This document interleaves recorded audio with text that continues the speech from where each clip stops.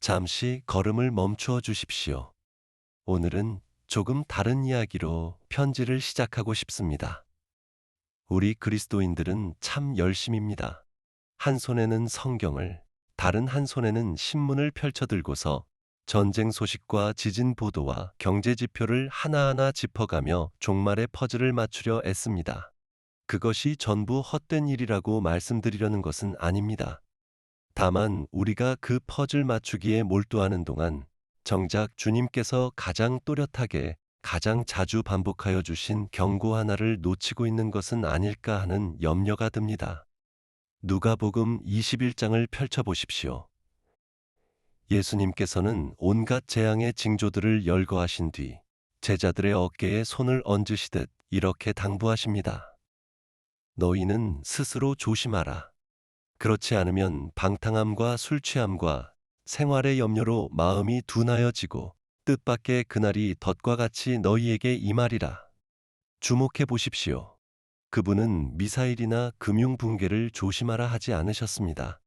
그분이 지목하신 위협은 바깥의 포화가 아니라 안에서부터 서서히 무뎌지는 마음이었습니다.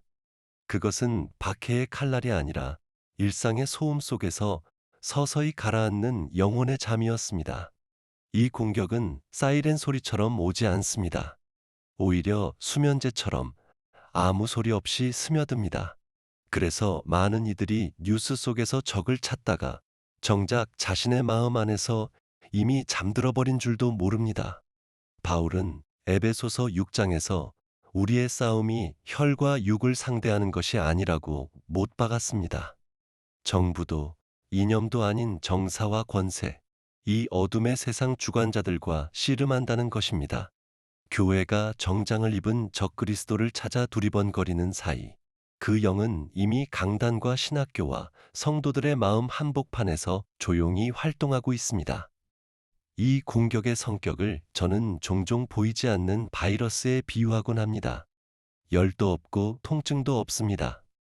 스스로는 더없이 건강하다 여기며 지내다가 어느 날 문득 생명의 기관들이 하나둘 멈추어 있음을 발견하는 것입니다. 적은 정면 승부를 걸지 않습니다. 무관심과 의심과 분주함만으로도 우리를 안에서부터 무너뜨릴 수 있다면 굳이 힘을 소모할 이유가 없기 때문입니다. 이 패턴은 낯설지 않습니다. 하나님께서 큰 구원을 베푸시기 전에는 언제나 그에 앞서 그분 백성의 믿음을 향한 강도 높은 압박이 있었습니다. 출애굽기 5장을 보십시오. 이스라엘이 해방되기 직전 파라오는 도리어 벽돌 할당량은 그대로 둔 채 집 공급만 끊어버립니다. 희망이 꺾이도록 구원이 오기 직전 오히려 짐을 더 무겁게 하는 것이지요. 다니엘의 이야기도 마찬가지입니다. 그가 성경 역사상 가장 위대한 예언의 계시를 받기 직전 한 달간 왕 외에 어떤 신에게도 기도하지 말라는 조서가 내려집니다. 하늘과 통하던 그의 통로를 막아 계시가 풀리기 전에 그를 침묵시키려던 시도였습니다. 큰 신적 개입이 임하기 직전에는 늘 그만큼 큰 영적 압박이 앞서온다는 것입니다. 그렇다면 우리가 정말 마지막 때를 살고 있고 주님의 재림이 가깝다고 믿는다면 마땅히 교회 역사상 가장 정교하고 가장 광범위한 영적 공세를 마주하고 있으리라 예상해야 하지 않겠습니까? 저는 스크루테이프의 편지에서 바로 이 점을 다루고자 했습니다. 노련한 악마 스크루테이프는 조카에게 신자의 믿음을 정면으로 들이받지 말라고 가르칩니다. 정면 공격은 오히려 저항심을 불러일으키기 때문입니다. 지옥에 이르는 가장 확실한 길은 요란한 벼랑이 아니라 완만하게 내려가는 비탈길입니다. 발밑은 부드럽고 구비도 이정표도 없어서 걷는 이는 자신이 어디로 향하는지조차 알아채지 못합니다. 마귀가 원하는 것은 대단한 죄인이나 열렬한 무신론자가 아닙니다. 그런 인물은 오히려 눈에 띄기 마련이니까요. 그가 정말 바라는 것은 사소한 일들의 마음을 빼앗기고 온갖 소음으로 머릿속이 가득 차서 아무것도 아닌 것을 쫓으며 한평생을 흘려보내는 무감각해진 사람들입니다. 그러니 마지막 때의 진짜 공격은 눈에 보이는 박해가 아니라 서서히 스며드는 영적 부식일 가능성이 큽니다. 원수의 가장 큰 승리는 감옥을 그리스도인으로 채우는 것이 아니라 세상처럼 살고 세상처럼 사랑하면서도 자신은 천국으로 향하고 있다고 믿는 교인들로 교회를 가득 채우는 것입니다. 그렇다면 이 전투는 정확히 어디에서 벌어지고 있을까요? 저는 우리 각자의 마음속에 5개의 전선이 있다고 말씀드리고 싶습니다. 첫 번째 전선은 서서히 스며드는 의심입니다. 마태복음 24장에서 주님께서는 말세에 많은 이들이 실족하여 서로 미워하고 불법이 성하여 사랑이 식어지리라 하셨습니다. 의심은 예수님을 정면으로 부인하는 데서 시작되지 않습니다. 작은 균열, 근본 진리에 대한 사소한 물음에서 출발합니다. 먼저 성경의 무오성이 흔들리고 다음으로 그리스도만이 구원의 길이라는 확신이 흐려지며 그 다음엔 죄의 실제성이 상대화되고 마침내는 구원자 자체가 필요 없어 보이게 됩니다. 사람들은 여전히 그리스도인이라는 이름표는 지니지만 그 이름표의 성경적 내용물은 텅 비워버립니다. 문화에 발맞추려는 진보 신학, 사랑이라는 이름 아래 여러 종교를 뒤섞는 혼합주의 속에서 우리는 이 균열을 목격합니다. 두 번째 전선은 사람을 올가매는 두려움입니다. 바울은 디모데에게 이렇게 썼습니다. 하나님이 우리에게 주신 것은 두려워하는 마음이 아니요 오직 능력과 사랑과 절제하는 마음이니. 신중함과 두려움은 다릅니다. 신중함은 지혜롭게 행동하게 하지만 두려움은 우리를 얼어붙게 만듭니다. 박해에 대한 공포, 진리를 말했다가 배척당할 것에 대한 두려움, 시대에 뒤떨어진 사람으로 보일까 하는 걱정, 직장과 인간관계를 잃을까 하는 근심. 이 두려움 아래 살 때 그리스도인은 담대한 증언을 멈추고 불의에 맞서기를 멈추고 넉넉히 베풀기를 멈춥니다. 그저 움츠러들고 침묵하며 세상 속에 섞여 들려 합니다. 흥미로운 것은 예수님께서 누가복음 21장에서 세상 사람들은 다가올 일을 보고 두려워 기절하리라 예언하시면서도 제자들에게는 정반대로 명하셨다는 사실입니다. 이런 일이 일어나기 시작하거든 일어나 머리를 들라.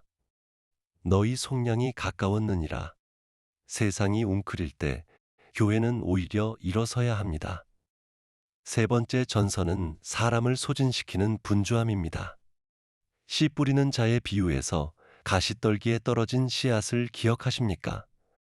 예수님께서는 그것을 말씀을 듣기는 하나 세상의 염려와 재물의 유혹에 막혀 결실하지 못하는 자라 설명하셨습니다. 이것이야말로 오늘날 서구 사회에서 가장 성공적인 공격일지 모릅니다. 원수는 우리에게서 믿음을 빼앗을 필요가 없습니다. 그저 그 믿음을 살아낼 시간을 빼앗으면 충분합니다.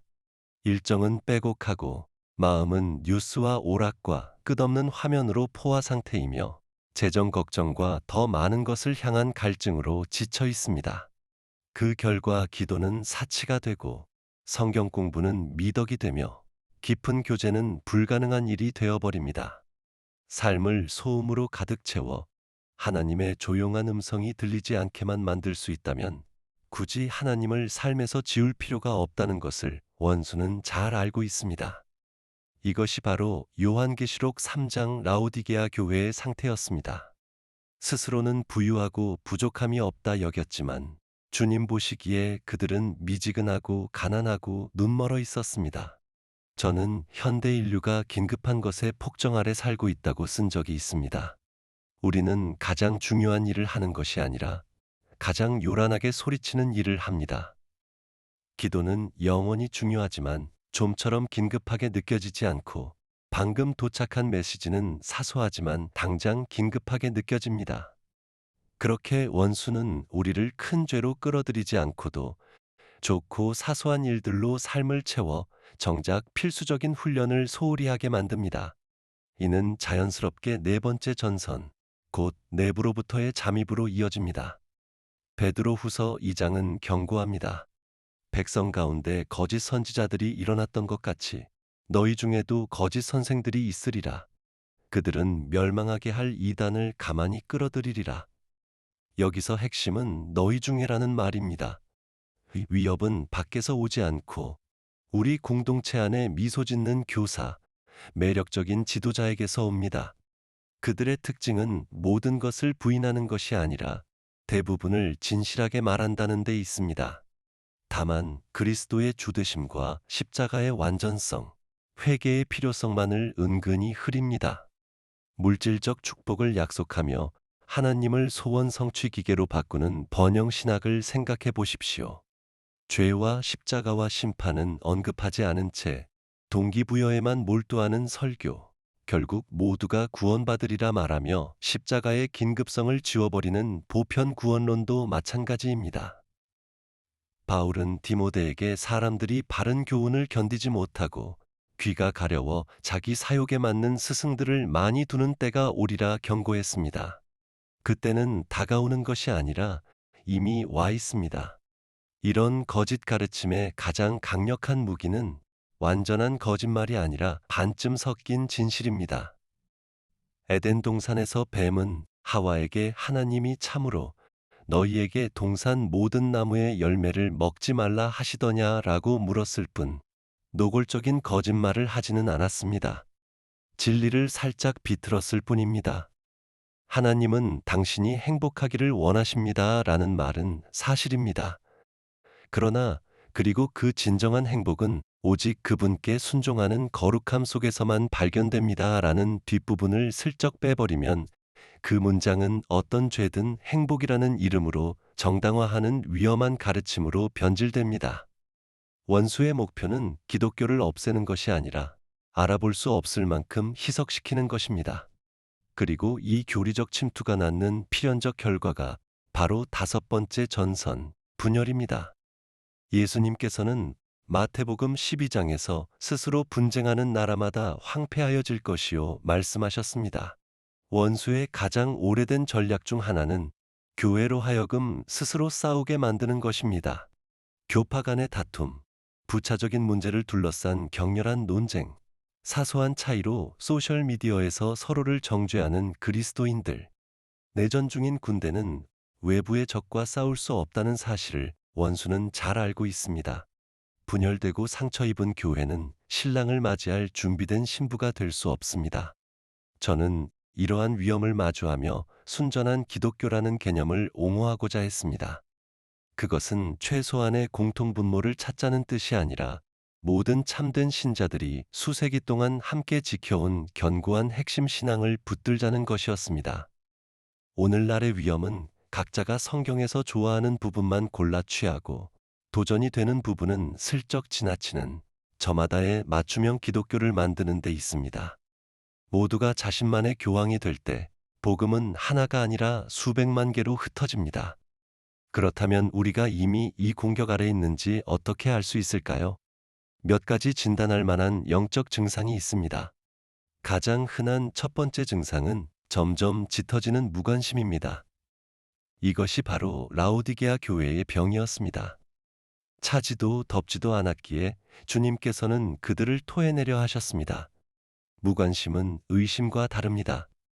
그것은 여전히 예배 형식은 지키면서도 마음은 이미 그 자리에 없는 상태입니다.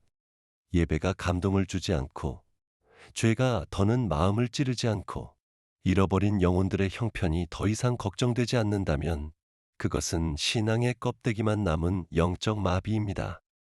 히브리서 저자는 경고합니다. 우리는 들은 것에 더욱 유념함으로 흘러 떠내려가지 않도록 함이 마땅하니라. 두 번째 증상은 점점 흐려지는 확신입니다.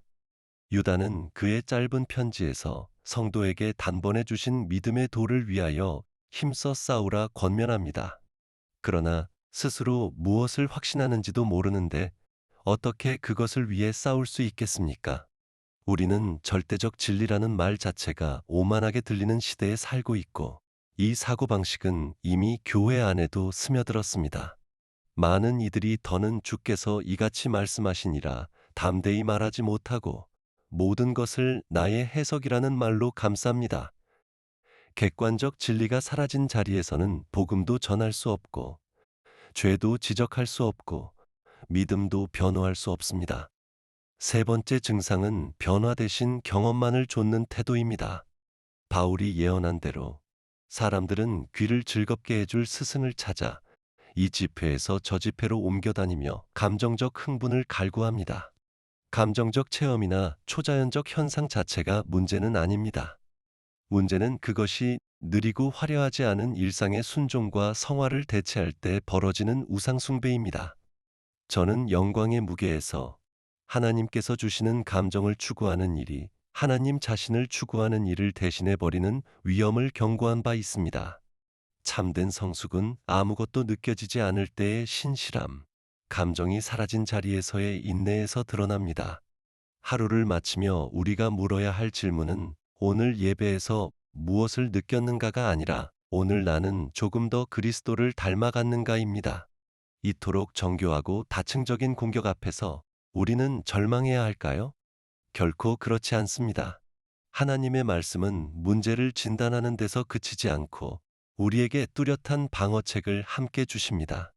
첫 번째 무기는 간절한 기도, 곧 하나의 영적 전투 행위로서의 기도입니다. 바울은 전신갑주를 다 설명한 뒤 이렇게 결론 짓습니다. 모든 기도와 간구를 하되 항상 성령 안에서 기도하고 간절한 기도란 기계적인 반복이 아니라 하나님 없이는 우리가 길을 잃는다는 절박한 자각에서 나오는 친밀한 부르짖음입니다. 야고보는 의인의 간구는 역사하는 힘이 크다고 했습니다. 이것은 간구뿐 아니라 경배와 고백과 중보, 그리고 무엇보다 귀 기울여 듣는 훈련까지를 포함합니다. 기도는 전투를 위한 준비가 아니라 그 자체로 전투입니다. 두 번째 무기는 분별의 도구가 되는 깊은 말씀 공부입니다. 사도행전 17장의 베레아 사람들은 간절한 마음으로 말씀을 받고 그것이 그러한가 하여 날마다 성경을 살폈기에 칭찬을 받았습니다. 진짜 음을 모르는 사람은 가짜 음을 가려낼 수 없습니다. 성경에 깊이 뿌리내리지 않고서는 어떤 신학적 오류도 분별할 수 없습니다. 히브리서 저자가 말하듯 단단한 음식은 성숙한 자, 곧 지각을 사용하여 선악을 분별하는 훈련을 받은 자들의 것입니다.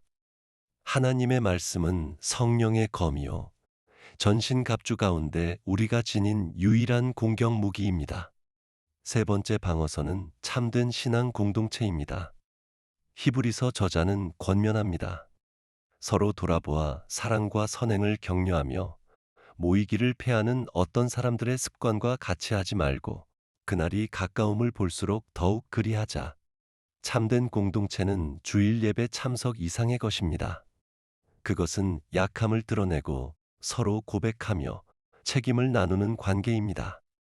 늑대는 언제나 무리에서 떨어진 양을 노립니다. 고립된 그리스도인은 의심과 두려움과 낙심에 손쉬운 표적이 됩니다. 세 겹줄은 쉽게 끊어지지 않습니다. 그리고 마지막으로 저는 베드로의 말에서 영감을 받아 냉철한 경계심이라 부를 만한 태도를 길러야 한다고 말씀드리고 싶습니다. 저는 스크루테이프의 편지에서 마귀가 우리를 빠뜨리려는 두 가지 상반된 오류를 언급한 적이 있습니다. 하나는 그의 존재를 아예 믿지 않는 것이고 다른 하나는 그에게 병적으로 집착하는 것입니다.